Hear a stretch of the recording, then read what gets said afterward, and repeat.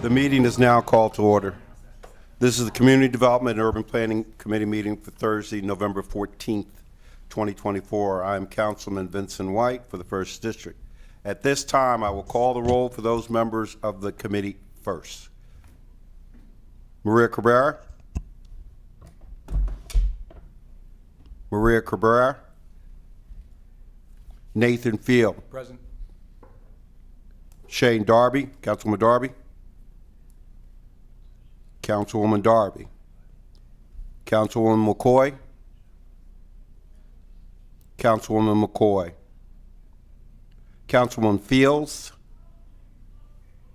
Councilwoman Fields. Present. Councilman Spadola. Present.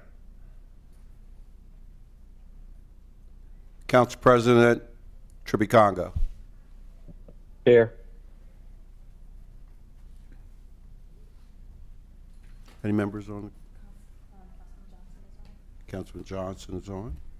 Anybody else? I'm here. Thank you. Did you get me? We got you. As a friendly reminder, only members of the committee should be making motions and seconding. I will now proceed with the agenda. A couple of housekeeping issues beforehand. If you are here for the FY24 and FY25 annual plan amendments for the CDBG program, that meeting has been moved to the 7th floor, Real Estate and Housing Conference Room.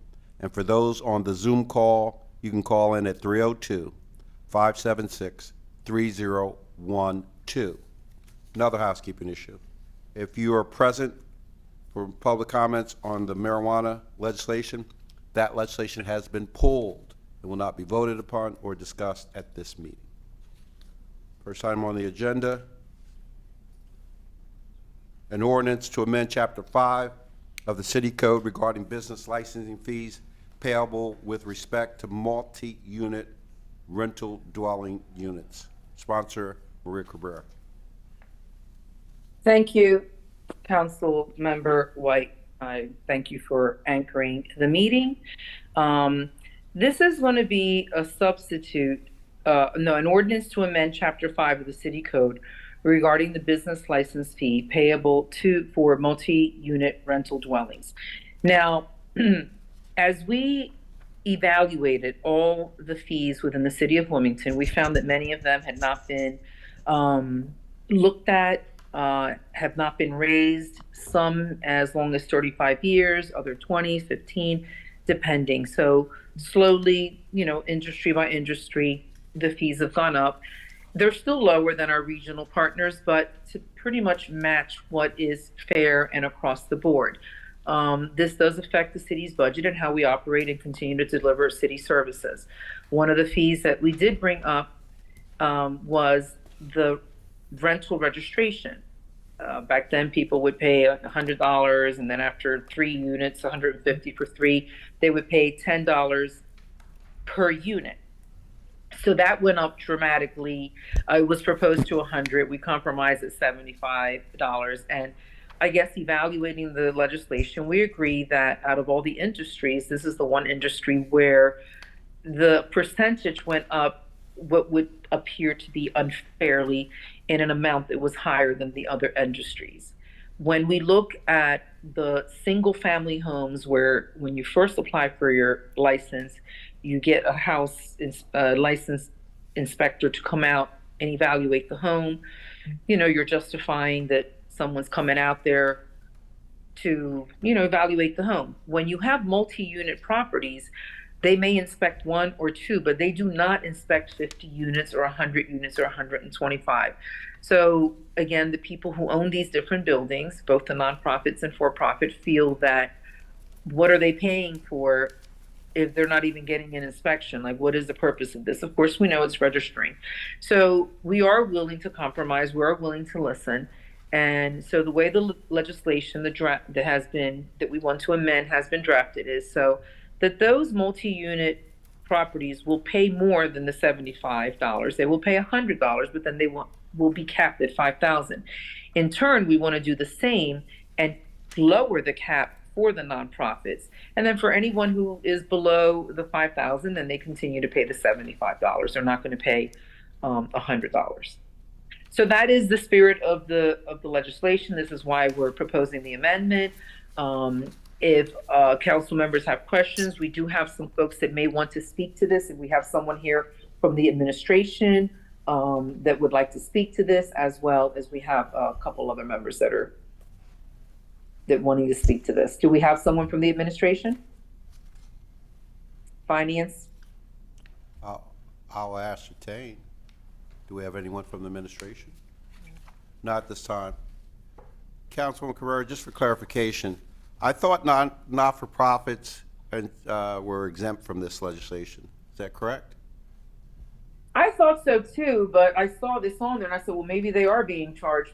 You know what it is? It's not so much the not-for-profits, but it's like, you know how you have the Wilmington Housing Authority, the lower income affordable housing?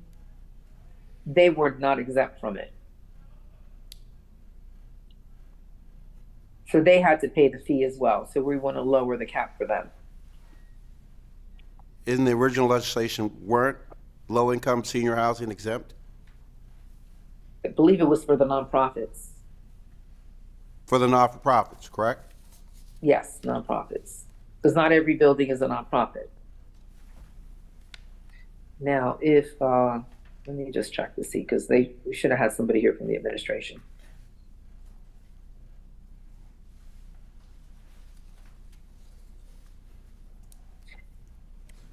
Either way, we proposed lowering the fee, upping the price that they pay per unit to $100 and capping it at $5,000. All right, thank you. Thank you. We should have documentation to review in terms of any fiscal impact. Chris Johnson, who is our finance chair, even though he's not part of the committee, he was going to speak to the fiscal impact of making these changes. Chris, if you can do that now, that would be great. Wait a minute. Hold it. Councilwoman Cabrera, I have a committee member who has a question, if that is it. So I'm going to proceed there, and we can come back to Councilman Johnson. Councilman Spadola? Thank you, Mr. Chair. I just want to clarify something. When we talk about the cap, this is not a cap in terms of the max they will pay.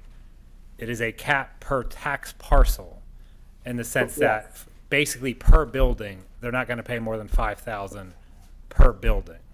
But if they built, in a different tax parcel, a new building from scratch, they would still pay the rental fees, the permits, up until $5,000. So in the sense, Correct. Is that correct, Madam Chair? Correct, Councilman. Thank you. And I think Correct. that's important because with the need that we have for housing, affordable housing, any sorts of housing, we need it. Anybody doing the building is incentivized to build as much as they can. So. Yeah, Let there's me- no let way. me- There's no way the 5,000 would be the cap for everything and everyone. Yeah, no, I wanted to clarify because I see it thank right you. here, but it wasn't said. So thank you. Let me also note at this time that Councilwoman McCoy is present, so thank you, Councilwoman McCoy. Councilman Johnson, I see your hand is up. Thank you very much, Chairman White. I am number one. I wasn't sure if Marshall had this. I wanted to be added as a co-sponsor as well. This is a piece of legislation in which my colleague and I have worked on with the administration. It basically is, as Councilman Spadola rightly put it, we need to spur housing development. I think when we revised our fees and our licenses, we always looked at trying to make them better as time went on. And this is one thing in housing, as we've heard it from every resident throughout Wilmington, that we need more housing. We need more affordable housing. We need more market rate housing. We just need more housing. So the actual fiscal impact on the city will be almost minimal. It's $85,000 if you actually look at all the parcels this would apply to. So it'd be about an $85,000 fiscal impact on the city. Not to mention the positive fiscal impact we're going to have with additional development, additional housing. If we even just take one sector of our city and expand this, we're going to see our returns tenfold. So, this is applying to also, as was noted by the chairman, senior and low income housing. because the nonprofits, when we revised the statute, the nonprofits were already exempt. So this would apply to the low income and senior. So again, it's about fairness, us trying to improve, and we definitely look forward to hopefully this passing and we're able to right size this and have more housing in our city. Thank you. Thank you. Any other comments from committee members or non-committee members at this time? President Congo? Yes, thank you, Mr. Chair. I guess I just need some clarity because it seems like this legislation is going to mainly benefit developers who have several hundred units. I'm not sure if that's correct or not. It seems like they would be paying more. They're paying more now, but if we pass this legislation, they're going to be paying less. And I guess I have a couple questions. How do we come up with the 85K budget impact? And I guess I'm trying to see how this would spur housing development. Because I guess, again, I just need some clarity. Maybe I'm just unaware of where there is space available, where there has been reluctancy as far as developing houses because of this legislation as it is today. So I guess right now, it seems like, again, I'm looking for clarity, that developers with several hundred units would be paying more, and this is going to give them a break, and they'll end up paying a lot less. Again, I just want to know how we came up with that 85K. Thank you, Mr. Thank Chair. Councilwoman Cabrera, would Yes, you like I to answer will that? respond. Thank you. I will have Councilmember Johnson speak to the numbers. However, Council President, you are correct. So as I preface in the meeting, when I had said that when we raise the fees in the city for all industries, the rental property fees registration were raised by almost 100% compared to any other industry in the city that we raised the fees. So the question is, out of the 24 investors that we have in our city, is why are we being penalized to having to pay more per unit when what are we getting out of it? Do we actually have manpower that goes into these buildings and inspect every unit? No, we don't. They usually have one, see 2 or 3 units, they're done. One and done unless there's a problem. So by looking at the numbers, by raising the rental fee registration by instead of $75 to $100, yes, we're putting a cap on it, but we're also asking them to pay more, $25 more until they reach that cap. Not every building is going to reach that cap, and it is per building. It's not like you just pay $5,000 and you're one and done. No, you still have to continue to pay up to the $5,000.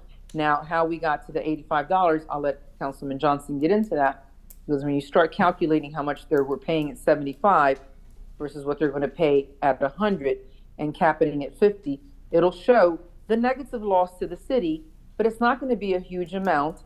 And in change, we're also doing the same for those low-income housing, senior housing, like the Ministry of Caring, the Wilmington Housing Authority. Their cap is also being lowered. So now they're not capped at the $3,000. They're going to be capped at a lower amount.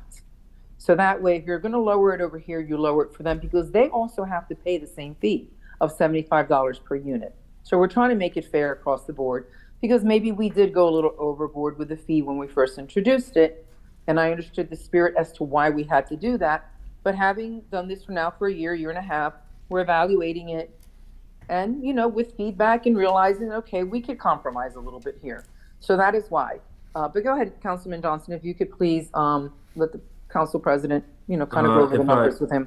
If I may, Chairman, just briefly. So again, the administration, I thought, and there's actually a spreadsheet from Director Taylor, and it would be from the mayor's office. But you can essentially see with the cap what the loss would be. And again, it would be very little.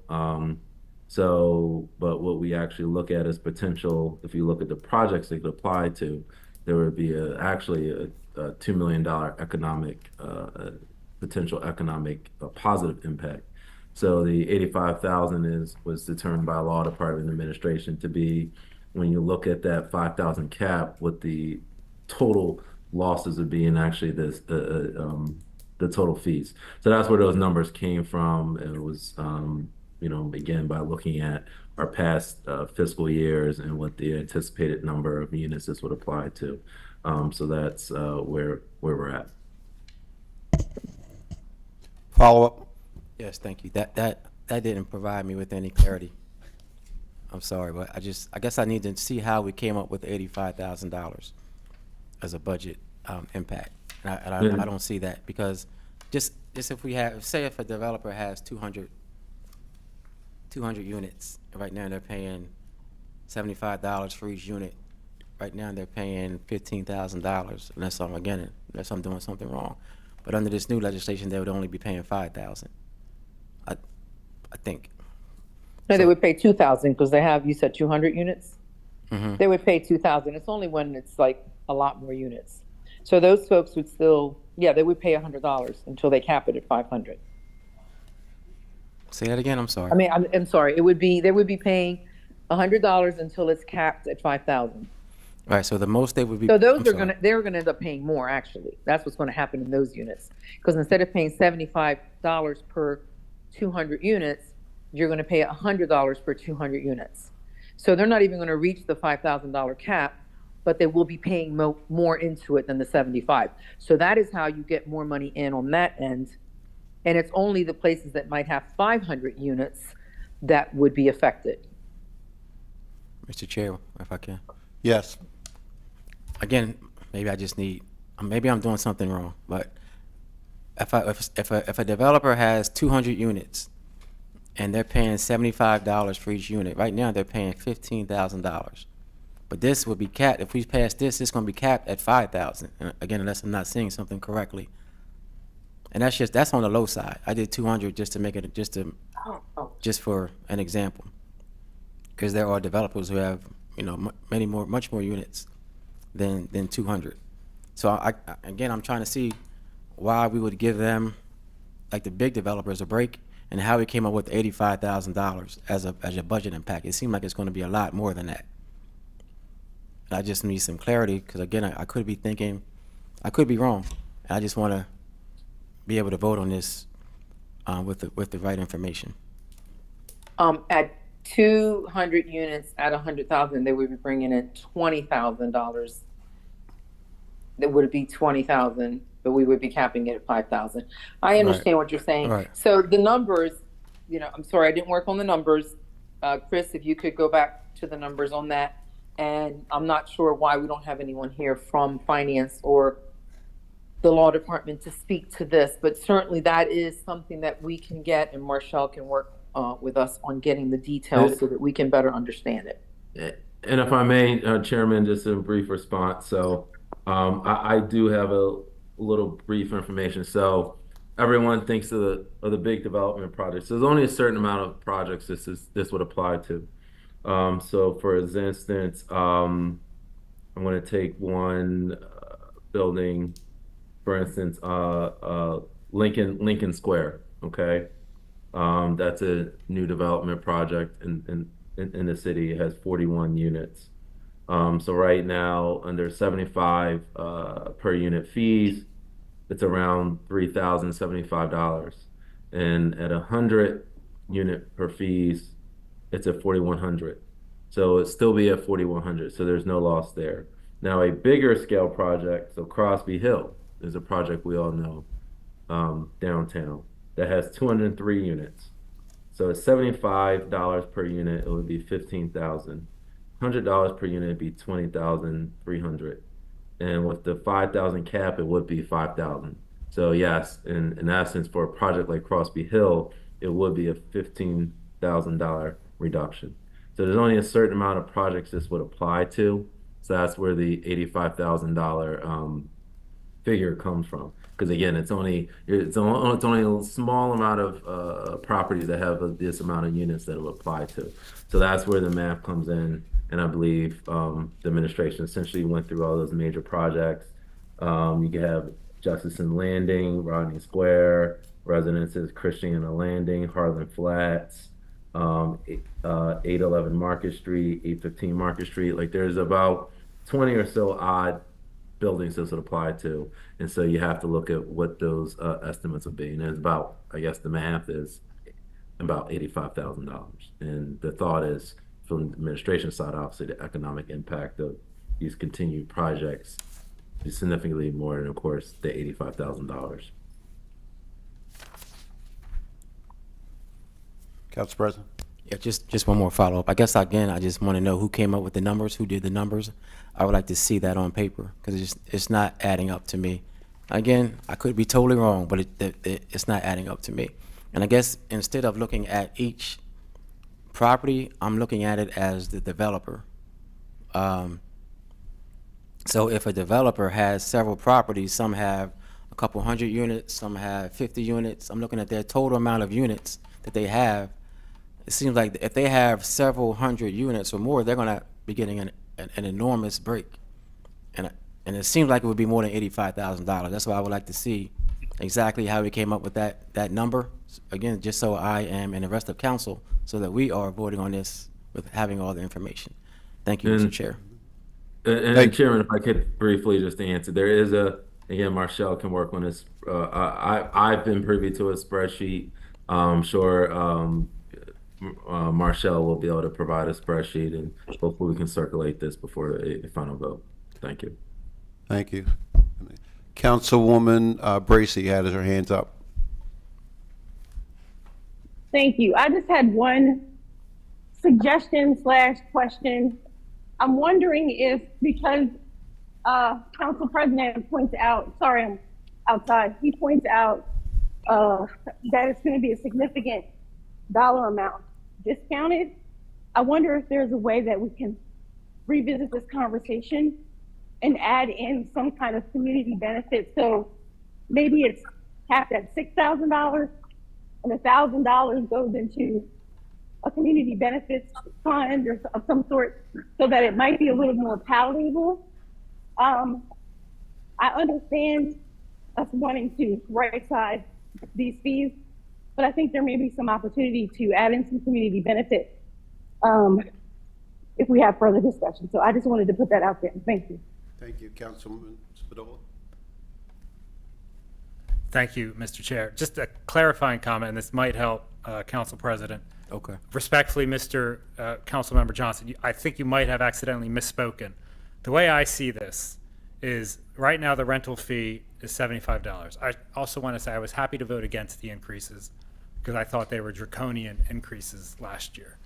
But so the way it is right now, if this legislation were to pass and a building with 50 units or less, that developer would lose out. The city would make out because they were paying 75 and they would now be paying 100 up to 5,000. Under 50 units. No.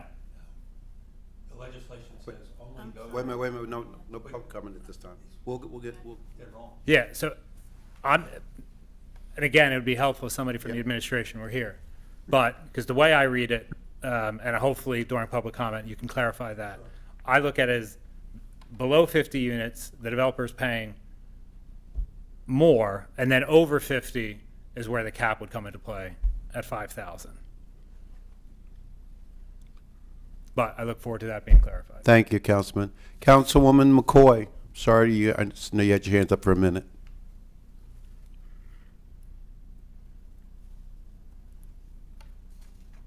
Come on back. Councilwoman McCoy, you on mute?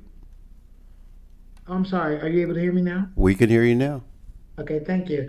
And so I did get on here a little late, so I'm wondering whether or not this question has already been answered, asked and answered. So the question is basically about the new builds. Okay, now a lot of our new builds are actually brand new, where they're from the ground up, but then we actually also have some remodeling. Is there any type of difference? Because I feel as though what we're trying to do is we're trying to put it all underneath one umbrella, stating that, oh, these are new places, so they won't have issues, so they won't have to pay this fee or whatever. I'm wondering if that's the case, because I think that there's a big difference between changing a space into what it is now is different from actually building something to what it should, like what its initial plan is to be. I just wanted to see whether or not was that actually addressed. That was and I had another question about other tax exemptions for these residences.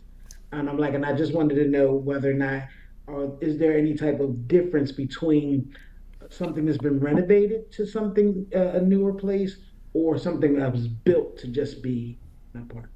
Councilwoman McCoy, as I review the legislation, there's no difference. Okay. So there is no difference. I'm like, because there are actually, if this was about making certain that we have the business license and we have great properties on our rosters, whatever, I thought that it would be a difference only because, with all things being equal, there's a big difference between a reno job and a brand new place. So I'm like, I'm trying to find the actual ordinance, and I'll get back with another question. All right, Councilwoman, I'm sure we're going to be here. Any other comments from council members present or virtual? If not, I'm going to allow public comment at this time. So if you like to offer public comment, please step to the mic, introduce yourself, and you've got 3 minutes.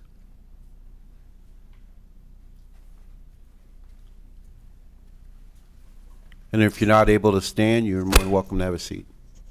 Am I live here? You're Can live. you hear me? Okay. Evening, Mr. Chair, members of council, thank you for the opportunity to speak. My name is Mike Hare, work for the Puccini Polling Group, and we're here in support of this legislation.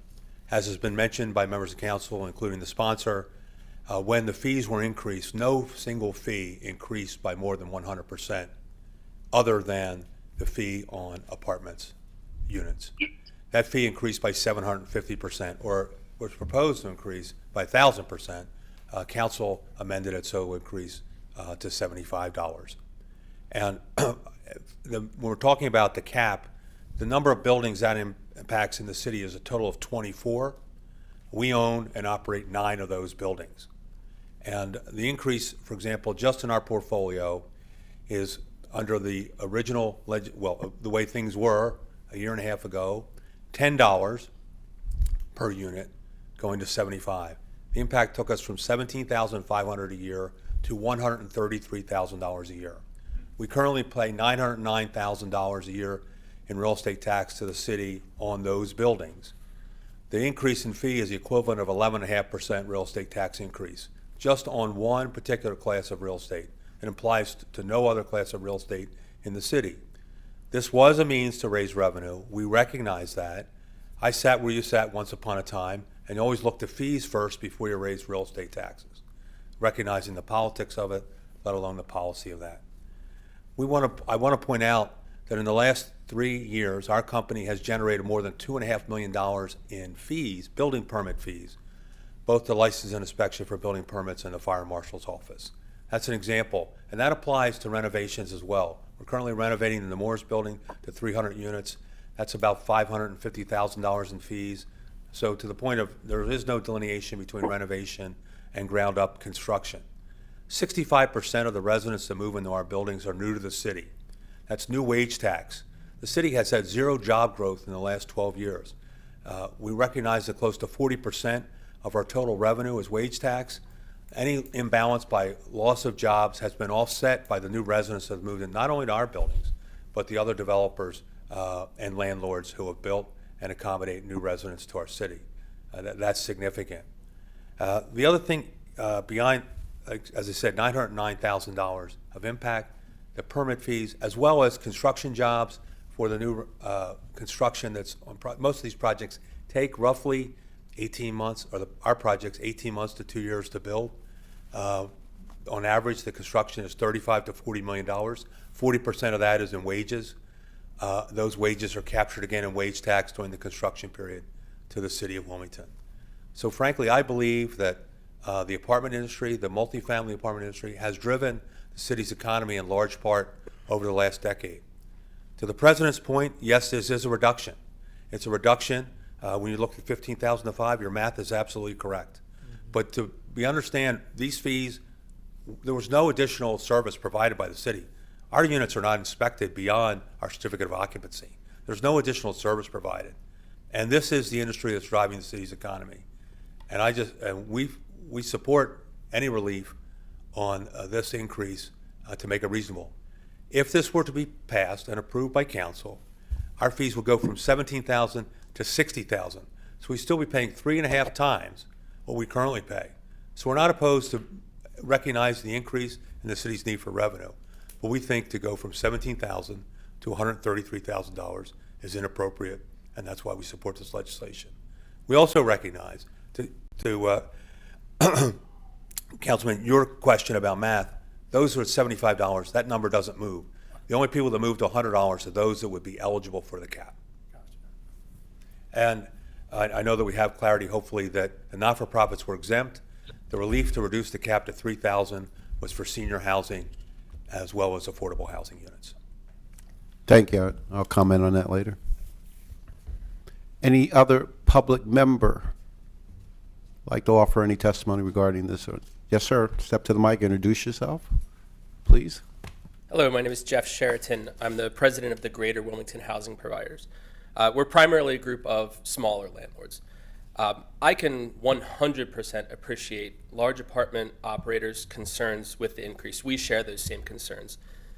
The increase that was passed along to landlords that was then passed to tenants is absurd, just to put it on its face.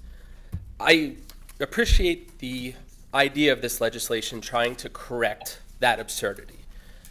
Where I fail to, I guess, appreciate this entire piece of legislation is with this, and I can use my portfolio as an example. I have 85 rental units in the city. My fee times $75 per unit is $6,375.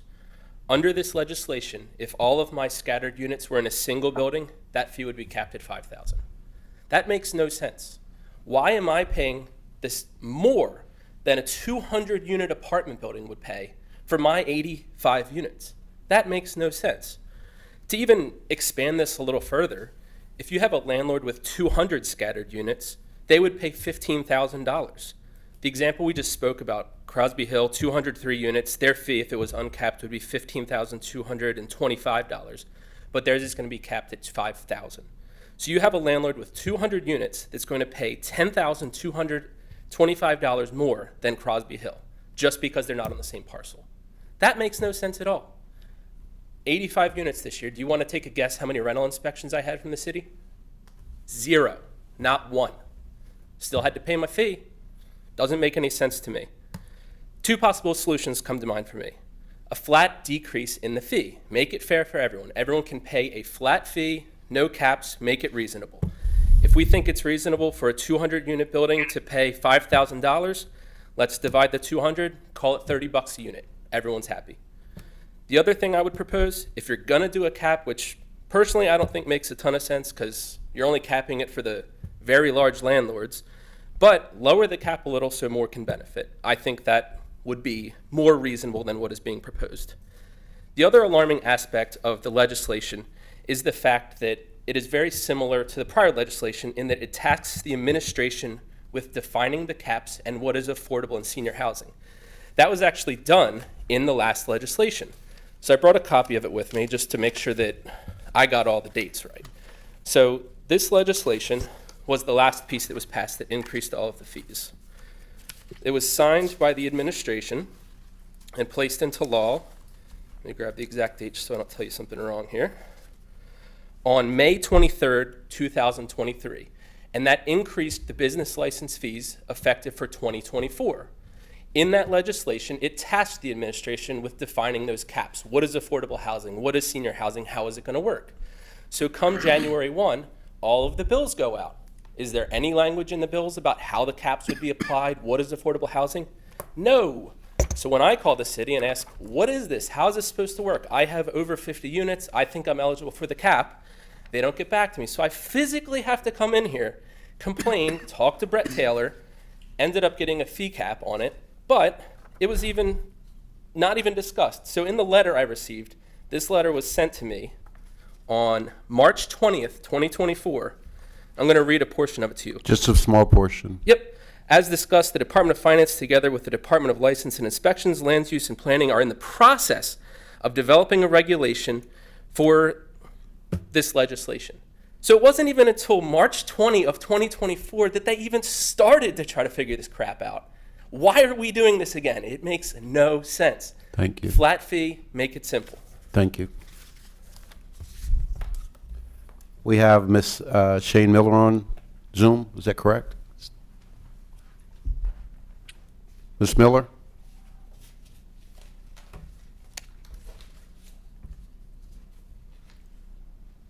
Hi, can you hear me? We can hear you. I'm a resident in 7th District, and I also served, and my name is Cheyenne. I also served on the task force for fines and fees. And a lot of the recommendations, we talked about right-sizing fines and fees. One of the concerns I have is that we're talking essentially about giving a financial break to landlords who need it, the developers who need it the least, where you have smaller landlords that are actually providing housing, good housing for people that are in the city that are going to get hit worse by this legislation. So I'm just really concerned as a resident. I'm concerned as someone who served on this task force, you know, whose job it was to look at these policies, and also concerned because, you know, the implementation of this bill clearly has not worked. Like, the bill was changed over a year ago, and yet the administration was unable to implement it in a way that made sense. I'm also super concerned because one of the things that I deal with as a volunteer with the Homes Campaign is people complaining about conditions that they're living in that should be solved by the inspections that are supposed to be happening. And yet I'm hearing that inspections are not happening direct from city council members' mouths, and that we're also not even doing inspections in buildings that need it. We're only inspecting 1 or 2 units in buildings. And so it does make me super concerned that we're not getting our money's worth. The implementation of the policies is not happening after these things get passed. And then we want to change the policy again so that we can give tax breaks to the biggest developers. Like, this doesn't make any sense to me. I'm very concerned about it. I do hope that you guys will consider a lot of the suggestions that you're hearing today. And I also hope that you'll ensure that you're providing people with some better understanding of what the numbers are. I also took a look at the back end of this fiscal note, and it just does not make sense that they would only lose $85,000 a year. Not only that, but it's very interesting that the city is willing to lose $85,000 a year, plus some probably, but they were not willing to lose money when it came to making sure they didn't shut off people's water bills. Yes, I'm still on it. And so I think it's just important that you guys hold on this legislation, come up with the numbers that make sense to people, come up with a plan that makes sense to people, and implement the affordable housing requirement that you guys did before, a year and a half ago. Make sure that that actually gets implemented so that people can receive the assistance that they need, and we can actually be helping people get more affordable units in the state.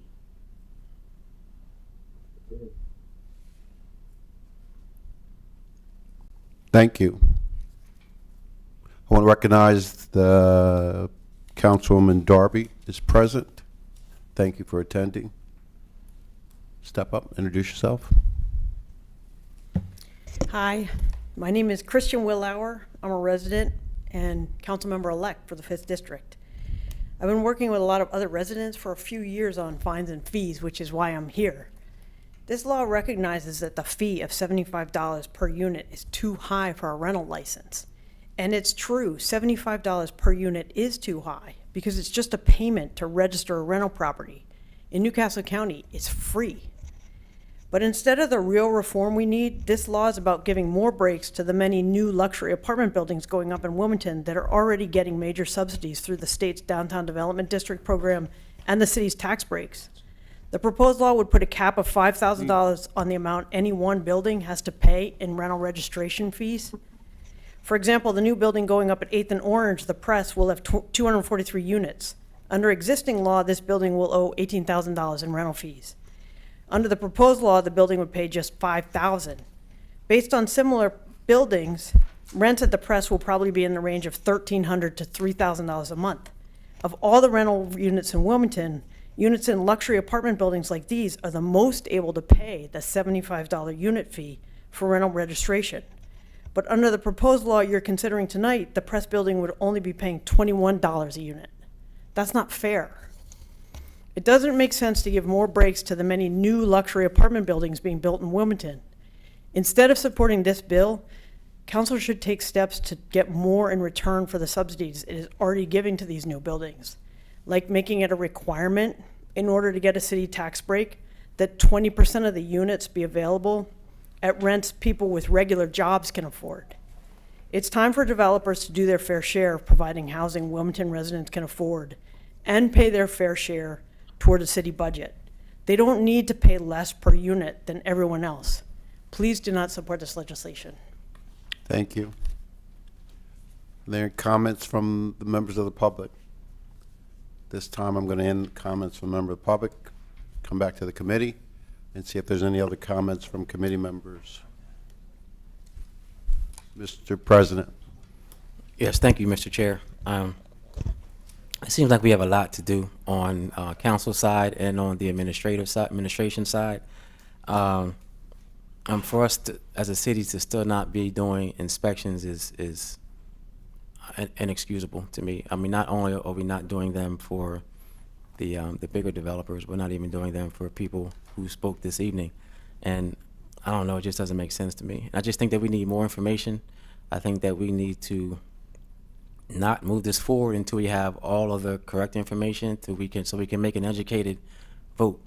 Those are just my feelings, and again, the math, it just isn't adding up to me. So I don't know. I can't support this evening just based on the lack of information, and there's some of the comments that I've heard from the public this evening, and in my own concerns that I had before even coming into this meeting. I won't be able to support it. Thank you. Thank you. Councilwoman McCoy, your hand's up. Yes, thank you, Mr. Chair. So the reason why it was so important for me to find out whether or not there was any difference between a renovated building or a brand new build is because it's basically how we have differentiated like the tax breaks. So there are, as we are putting buildings up since like about 2018, 2019, we've actually been giving breaks for city property taxes for a lot of these buildings. So the thing is that, as if it's just a reno or whatever, it's basically upon how much money you've put into it. But if it's a brand new build and it's all residential, you can get a break for almost up to 10 years. And I think that we really need to make certain that where we don't want to see, where we're using the fees, like we're collecting the fees and we're not doing anything with it, I don't want to see that. But at the same time, I do hear, things from Mr. Sheridan. He's actually been at a lot of these meetings stating, how this is so uneven. We want to make certain that we, the people who are trying to keep their properties up, running, and doing well, and making certain that there's always, as soon as someone's out, they're able to put it back together and put it back online. We want to make certain that we always have those types of locations available. I think that this may be, we may have to bring it down, but I think we're going to have to look at it again, honestly, because to continue to keep giving out breaks to our largest developers who are already right now in a break, and it probably won't end until 2030, I believe. I said, so we need to figure this out, and I just don't think it's going to be figured out on this evening. So at this moment, I won't be able to move forward on it. Thank you, Councilwoman McCoy. Councilwoman Fields? Yes, good evening, everyone. I am the councilwoman for the 5th District. And I would just like to say, as far as this legislation is confirmed, again, originally in the spring of 2023, no fee was increased more than 100%, except apartments, which increased 750%. Now, if we want to talk about what's fair, let's be fair all the way across the board. A 750% increase is not fair. And I get it. Everybody says, oh, these are big developers and they should have the money and things like that. I get what you're saying. However, just like Mr. Hare explained, they are still the individuals the developers that built these high rises and these apartments, they're bringing in revenue from the people that don't live in Wilmington, wanting to move to Wilmington because of these development projects, and they're paying the city tax and they're paying the wage tax. So we might be taking, you may see us taking a loss one way, but we're gaining the fees in another way. I just want to say, we say we want to be fair. Let's be fair. Let's not just continuously say the big developers. And for Mr. Sheridan, I understand, you feel like, your businesses are spread, your areas are spread out. And unfortunately that's just how you decided to do your business. And I do understand that. However, we're really focusing on the apartment building. So for me, I just want to say, if we're going to be fair, let's look at this fairly. Everyone talks about the numbers, but are you really looking at the numbers, or are you really just looking at the developers and not wanting to work with the developers and the city of Wilmington and the people that are supporting this legislation? Thank you. That's what I have to say. Thank you. Councilman Phil? Yes. So I think I just want to make a couple points. So we're here because of a vote, I believe it was it 2022? No, 23. Yes. To raise fees, which I voted against. And the reason was because it absolutely targeted landlords. And every other category across the book went up 25% or 50% or maybe 100%, but landlords went up 700%. And it would have actually gone up higher if not for a couple of council members really pushing back against the administration. And then they watered it down a little bit. And I thought that was unfair. And when I expressed this, it was communicated as, we need to take the money. We need to get the money. And it wasn't even, we're going to give services in return. And to me, that just didn't seem like the right way to go about it. And I believe there was 5 members of council that voted against it, and I was one of them. And so here we are fixing, basically, as the people have pointed out, we're here fixing a mess that was created by the administration's ordinance. And nobody is even here from the administration to explain some of these questions and issues. And I mean, that's just something that shouldn't be the case. And listening to some of the comments, it does seem that the correction, there are flaws in the correction of this ordinance. And my hope is that they can be worked out. If we're going to vote on it, I'm okay getting it out of committee, but I would like to see the flaws that were mentioned by some of the public commenters corrected before a final vote. Thank you. Councilwoman Darby? Good evening. Councilwoman Darby? Yes, sorry. Good evening. I just wanted to say for the record, I'm also not voting for the legislation. Looking at the numbers and looking at the tax breaks and already all of the exemptions that are given to big developers, I don't think this is moving in the right direction to how we really look at development in our city. I don't think this is a good piece of legislation. So I think, as other people have recommended, let's go back to the drawing board. I don't feel comfortable passing it out and then saying later on, let's add stuff to it. We need to go back to the drawing board and really look at some of the things that our constituents and some of the representatives have came out tonight and talked about. So I just want to say for the record, I'm not voting for this. Thank you. Councilman Johnson? I certainly appreciate the public's input on this, and I think, as even Ms. Miller stated with the fines and fees report, there's a lot of work still needs to be that still needs to occur in the 109 in terms of right-sizing fees, reclassifying who fits into what fees, and that's actually great that we're having that conversation now. So I think this is a small, amount that will be affected by this, but I think we do need to further conversation about how do we right size everything, plus spur development and housing in the city. So that's a question I think that we need to tackle right now with the new administration as to what the standard will be going forward.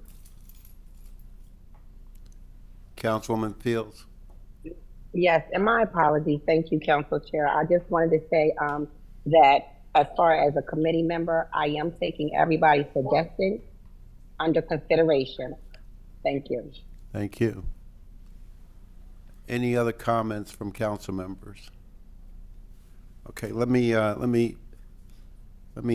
least chime in here. As someone who does develop affordable housing, I think it's important not to confab what's going on. Most low-income housing done in the city of Wilmington is done by a not-for-profit. So that's going to occur, and that is going to be the predominant developer of affordable housing. I think I would parlay the comments of Councilwoman Fields and Councilman Field, and that there are advantages to the city that goes beyond the fee. There's also disadvantages if those fees aren't being used to perform the safety health check comments that are stated to protect health, safety, and welfare. Secondly, as one of the public commenters said, that there is no clear definition of affordable or low-income housing or senior housing. And I would hope that that term low-income housing would be stricken with the term of affordable, but that's another day for another dollar. Without knowing the particulars, the definition of either of these groups, I think we're again, spitting into the wind. But those are my comments, but I just suggest to council study more about the sources of low-income development in the city and understand that it's being done and done well by not-for-profits. And it should also comment that this administration has supported that development through ARPA funds and other monies, CBD grants. So let me at this time turn to the sponsor. Thank Councilwoman you. Cabrera, for any closing comments? Thank you, Councilman White. Thank you, everyone, for all your comments. I do agree, they were excellent comments, and I do believe that we should look across the board what can be done to just make it fair. And I guess that I could say to my council colleagues, you told us so, for those that were right and didn't vote for this. It's about balance, and Councilman White, I think you prefaced it perfectly, and Councilmember Fields. It's about the benefits across the board, the investments, and how we do have community benefits, and also that we're charging for fees, which have been brought up by Jeff Sheraton and others, that the city's not getting out there, the inspections aren't being done. There are people, as Councilmember Darby said, they're not living in the best conditions. Why? If we're going to be collecting all these fees, where's the return? What is happening? Why are folks not getting the inspection? So that's something that definitely has to be battled out as we move forward into the new year and the new administration, that, we got to do better and we got to justify if we're going to be doing these things. I am very open to making sure that, we tweak this, we look at it a little bit further. We do have a little bit more time. But I am going to go forward to move it out of committee because we're at the end of our session and we're not going to have any more committees. We can always hold it, we can always amend it, and then see, take into consideration the input that was heard this evening. So at this point, I do want to call this for a vote. So may it be. At this time, I'm going to call for a vote of the committee members only. Chair, Councilwoman Chair, Yes. Councilman Field, Yes. Councilwoman Darby, No. Councilwoman McCoy, No. Councilwoman Fields, Yes. Councilman Spadola. Yes.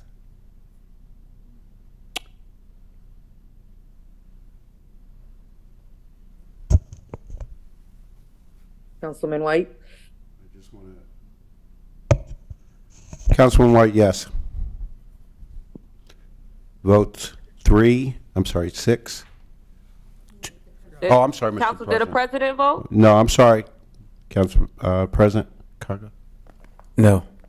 Thanks for that correction. Three noes, 1, 2, 3, 4, 5, 6 yeas. Motion, passed. I just want to just correct the record. It's 5 yeas and 3 nays. Oh, now you're gonna say I can't count. I understand, thank you. 5 yeas, 3 noes? Yes. Ordinance passed.